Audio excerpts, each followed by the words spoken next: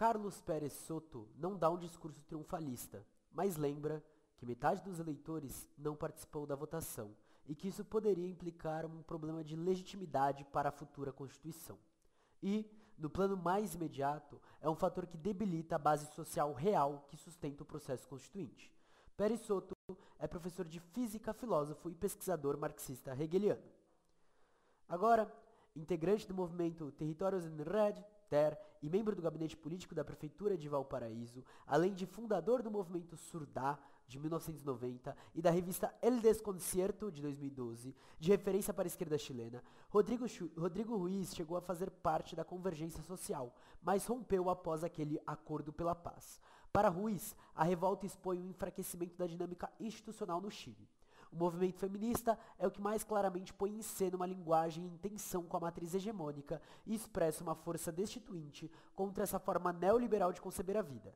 Então, estão dizendo, esse é o momento para mudar profundamente as coisas, porque estamos em risco como humanidade. Cláudia Zapata é historiadora, especialista em pensamento indígena e na história contemporânea da América Latina. Dirige o programa de mestrado em estudos latino-americanos no Centro de Estudos Culturais Latino-Americanos da Universidade do Chile. Ela responde perguntas sobre o pós-explosão social e o ciclo de lutas e o processo constituinte. E dessas entrevistas é que a gente parte para a última viagem sobre o Chile e o último episódio da terceira temporada de episódios específicos que a gente faz aqui no nosso podcast.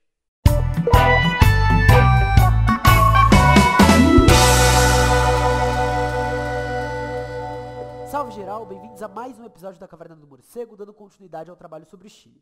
Não se esqueça de ajudar na divulgação e do feedback sobre o episódio. Além daqui, a gente tem nossas lives de leitura e discussão que acontecem lá no nosso YouTube, Lives Caverna do Morcego, e na Twitch, twitch.tv/Caverna Morcego. A gente também produz conteúdos específicos para as redes sociais em @morcego_marcos_ no Instagram e marcosmorcego.bsky.social no agora famosíssimo Blue Sky. Para apoiar financeiramente o projeto, a gente tem nosso Pix, pixpodcastmorcego@gmail.com e o apoio apoia.se/Caverna Morcego. Para encerrar, cupom de desconto de 20% no site da Autonomia Literária através do cupom #Morcego na Autonomia. Nesse episódio, a gente dá continuidade e encerra o livro Chile em Chamas, da editora Tinta Limón e da editora Elefante, né? Lembrando que a gente fala sobre as explosões de 2018, 2019 e 2020 e que nesse encerramento a gente não utiliza todos os textos finais. Então, no nosso Drive você vai achar o texto completo desse episódio, algumas referências extras, mas lembrando, comprem o livro, vocês fortalecem editoras de esquerda e, é claro, você vai ter o conteúdo inteiro, inclusive os capítulos que não apareceram no nosso podcast, tá?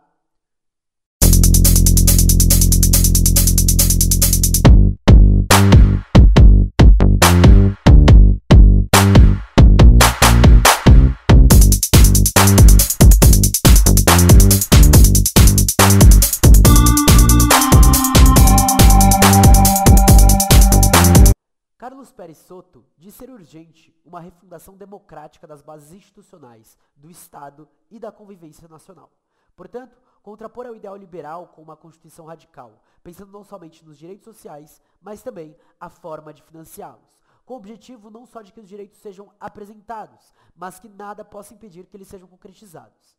O que é preciso pôr no centro é o capital financeiro, que nos endividará intencionalmente para seguir espoliando o país, tendo como proposta, então, esse mirar no capital financeiro. É fundamental reclamar a soberania efetiva da Convenção Constitucional, remover os limites que ela possui, sobretudo com relação aos tratados de livre comércio, e também dar-lhe o poder sobre o endividamento do Estado. A Constituição não pode permitir que o Estado fique em dívida, enquanto a direita, principalmente os setores que lucram, continuam obtendo e espoliando a população do país cada vez de uma forma mais intensa. É necessário somar à Constituição disposições expressas que apontem para a democratização do Estado. Os plebiscitos vinculantes em todo nível, a revogação de mandato, a iniciativa popular de lei, a descentralização do gasto. Expondo também os inimigos, que são o capital transnacional, o capital depredador de recursos e o capitalismo nacional. Ou seja, aquelas formas de endividamento e pilhagem construídas pelo sistema capitalista em suas relações mundializadas. Enquanto o governo continuava divulgando a ideia de crescimento econômico, a população sentia na pele o mal-estar, o endividamento em todas as áreas da vida. E a revolta se torna, portanto, contra todo o sistema. A verdade é que os governos da Concertación como outros governos sociais-democratas e de centro-esquerda, aprofundaram as bases do neoliberalismo em nosso país, e em muitos casos foram além, inclusive, do que Pinochet conseguiu. O modelo neoliberal se torna a forma de vida presente, com um novo disciplinamento e produzindo muitos mal-estares. O autor também propõe se atualizar a leitura de neoliberalismo, que não se encaixa mais apenas com a direita e nem pressupõe uma ditadura. Impedem-nos de ver que o Estado neoliberal foi e é muito ativo, orientando massivamente o gasto estatal para o benefício privado. Portanto, a acumulação do capital ainda é permitida dentro das próprias amarras do Estado. O custo de crédito, o endividamento, as empresas públicas sendo gerenciadas enquanto modelos de negócios também fazem parte dessa estrutura neoliberal. Os trabalhadores são explorados no ato de produção, mas depois o salário que recebem é depredado, sobretudo pelo capital financeiro. Isso é o neoliberalismo profundo que as esquerdas não costumam ver, inclusive no Chile. Então, quando o povo vai às ruas, se percebe que as reivindicações constitucionais estão presentes nos mais diversos gritos. A lista mais elementar passa por saúde, educação, pensões, jornada de trabalho, salário mínimo.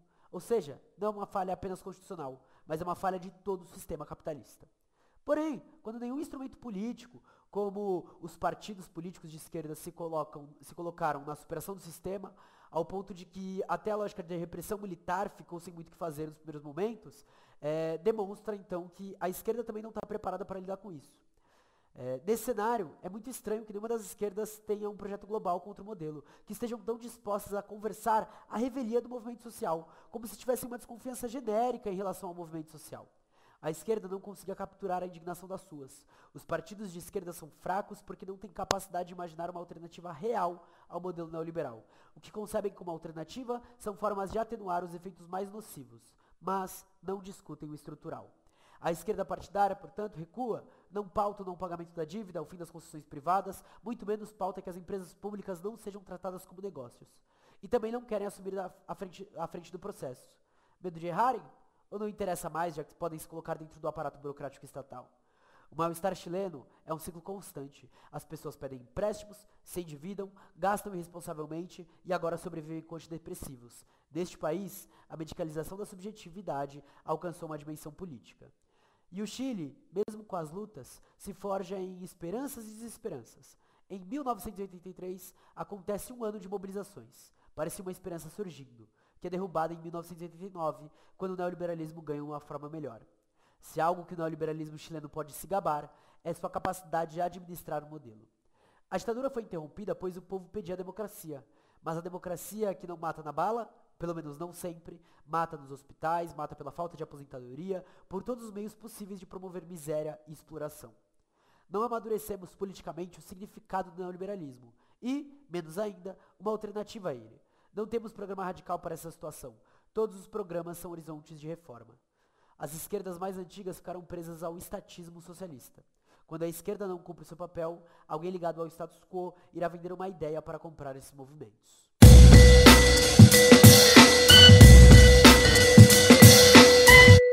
Rodrigo Ruiz começa nos lembrando sobre os 40 anos de neoliberalismo, que foram pelo menos 10 em ditadura, mas que desde 1990 começa uma gestão civil, um processo chamado de democrático. É muito difícil estabelecer uma hipótese clara sobre o que está acontecendo no Chile, mas é evidente que há um enfraquecimento na dinâmica institucional. Isso se expressa na parte política da mobilização que ocupa as praças e, parcialmente, em condutas como os saques. Com foco nas ocupações, a gente tem a produção do território, a transformação dos territórios e a nova produção democrática socializada do território, que não são operadas pelas forças tradicionalmente vinculadas ao capital, mas pelas vinculadas à comunidade. Portanto, um processo de construção territorial e subjetiva que se sobressaía ao neoliberalismo. A reivindicação, que surgia em 2006 com os pinguins, deu base para que em 2011 e 2012 se questionasse a lógica do lucro, que se trata de uma reivindicação estrutural, porque aponta a matriz teórica básica, elementar do neoliberalismo. Busca combater a ideia das pessoas enquanto empresas individuais. Nesse marco, o movimento feminista é o que mais claramente põe em cena uma linguagem em tensão com essa matriz, que o verbaliza e o articula de uma forma muito nítida ao percorrer todo o problema da existência humana, da reprodução até o Estado. Isso é muito potente, porque é feito a partir de uma cultura nova. Quando os símbolos de colonização e dominação são destruídos e são reerguidos e relembrados lideranças e resistências Mapuche, se coloca em xeque toda a construção de sociedade. Há 500 anos isso está podre. É uma mobilização que se atreve a pensar com essa profundidade histórica. A elite não é mais capaz de dar resposta. As reivindicações da população iam contra o que fazia funcionar o capitalismo chileno. Reclama-se que essa gigantesca massa de capital disponível para as grandes instituições financeiras não é mais do que o dinheiro dos trabalhadores, de seus salários. A financiarização da economia chilena e o neoliberalismo é o que rege o funcionamento da sociedade. E as pessoas têm sérios problemas com essa dinâmica. Enquanto esse modelo se demonstrava extremamente predatório, ainda não existia uma alternativa política econômica colocada. Então, diz o autor, creio que a revolta nos pôs diante da necessidade de resolver esse tipo de questão. Nada menos. Assim se desenham os níveis de profundidade com que a Convenção Constitucional deveria trabalhar. Não paguemos mais, não paguemos mais, não vou embora da praça, não quero, a praça é minha, não vou. As coisas não poderiam mais seguir como estavam, ninguém mais aceitaria e ninguém aceitaria ser mandado. Temos que nos pôr nessa seara e avançar com a resolução desse problema tão importante. As deficiências de condução da revolta são preocupantes. Esse é um problema real, que não deve ser ignorado por uma leitura romântica da mobilização. A saída de tudo isso dependerá da capacidade de construir uma direção política para o processo. Quando a situação se abre, as esquerdas se mostraram ineficientes. Portanto, elas têm que se repensar, se reconstruir internamente. Dar à Constituinte um conteúdo radical faz parte da disputa, mas não é o projeto final. É um meio de aguçar a imaginação política que começa na rebeldia e no pensar destituinte. Mas, como diz Cláudia Zapata, os milagres econômicos do neoliberalismo chileno estão minguando. O que sustentou essa estabilidade? Os níveis de consumo, uma enorme frustração, expectativas truncadas, desigualdade. E é por isso que em 2018 se trata de uma explosão social, que rompe uma forma e implica o fim de uma normalidade.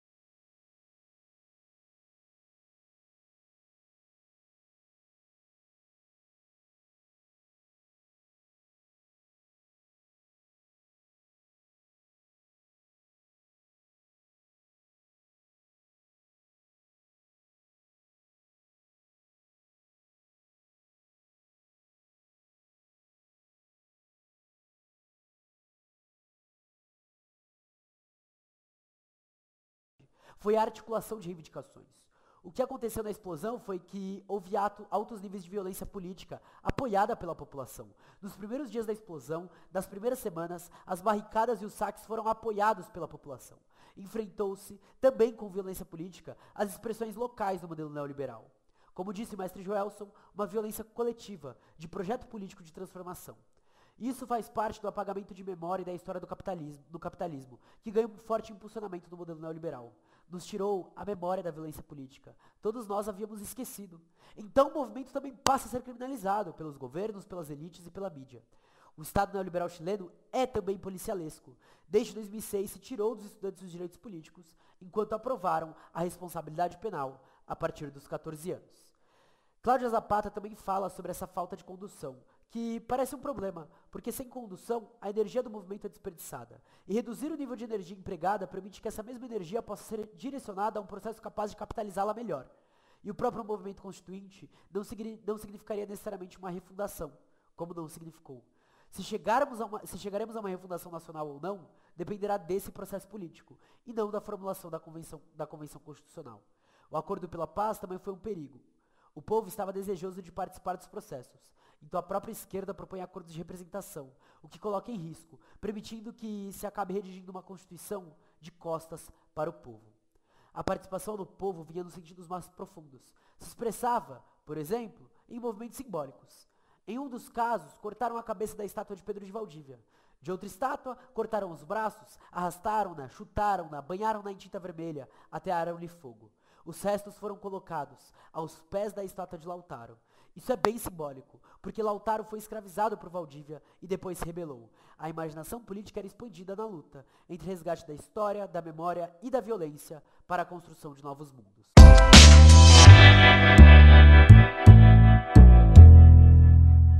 No que marca o final dos episódios sobre o Chile e da terceira temporada, não poderíamos trazer um tema diferente.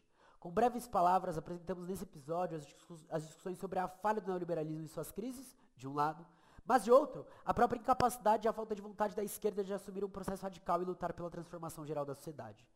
Estes são os mesmos problemas que foram encontrados por Florestan Fernandes, de uma esquerda que não consegue se apropriar das revoltas e das explosões. Às vezes, por não querer, em outras por estarem presos em formas, métodos e conteúdos teóricos, práticos e organizativos, que já não correspondem às atuais necessidades. Como diz a Rosa Luxemburgo, o próprio processo vai definir a nossa forma de luta, nossa forma organizativa de luta, o próprio instrumento político. Ou, como diz Lenin, o próprio processo e o próprio instrumento político irão definir como se dará a própria ditadura do proletariado. O que vimos no decorrer dessa série foi a inventividade da base em fazer processos e novas construções que conseguem congregar os gritos dos de baixo.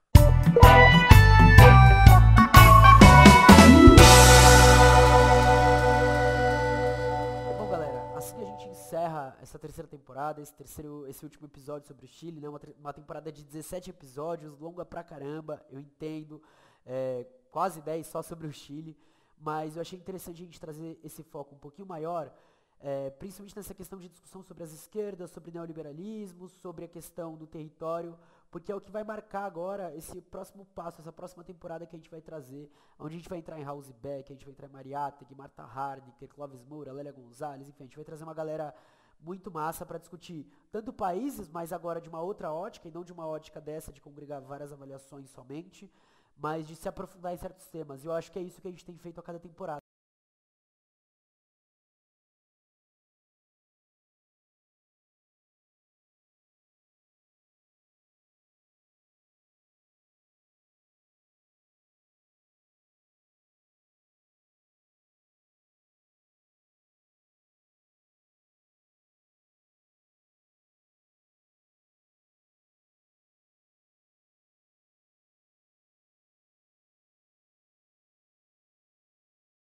Tem trazido cada vez mais discussões profundas a partir de processos reais e concretos que acontecem, principalmente esses de revoltas, explosões, rebeliões e revoluções, tá bom? Então você curtiu, não esquece de compartilhar, divulgar, mandar pra geral, de apoiar nosso projeto, e é isso, a gente se vê então na próxima temporada. Até mais, um grande beijo, tchau!